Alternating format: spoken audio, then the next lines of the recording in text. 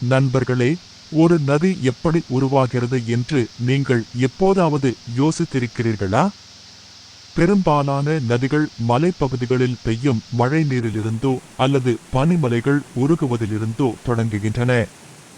சிறிய நீரோடைகள் ஒன்றுடன் ஒன்று சேர்ந்து ஒரு ஓடையாக மாறுகின்றன.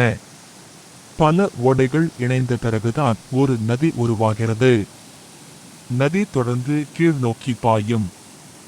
வழியில் மண், சிறிய கற்கள் மற்றும் கனிமங்களை எடுத்துச் செல்லும். இதனால் பள்ளத்தாக்குகள் உருவாகின்றன. சில இடங்களில் அருவிகளும் சில இடங்களில் அமைதியான ஆழமான நீர்நிலைகளும் உருவாகும். பயணத்தின் போது சிறிய துணை நதிகள் இதில் கலக்கின்றன. அதனால் நதியின் அகலமும் நீரின் அளவும் அதிகரிக்கிறது. ஒரு நதி வெறும் தண்ணீரை மட்டுமல்ல, உயிரையும் சுமந்து செல்கிறது. ஆயிரக்கணக்கான மீன்கள், பறவைகள், விலங்குகள் மற்றும் தாவரங்கள் நதியை நம்பியே வாழ்கின்றன.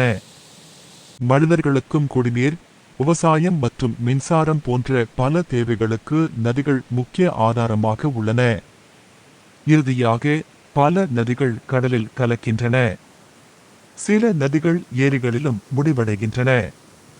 கடலில் கலந்த நீர் மீண்டும் சூரிய வெப்பத்தால் ஆவியாகி மேகங்களாக மாறுகிறது. அந்த மேகங்கள் மீண்டும் மழையாக பொழிகின்றன. இப்படித்தான் நீர் சுழற்சி தொடர்ந்து நடைபெறுகிறது.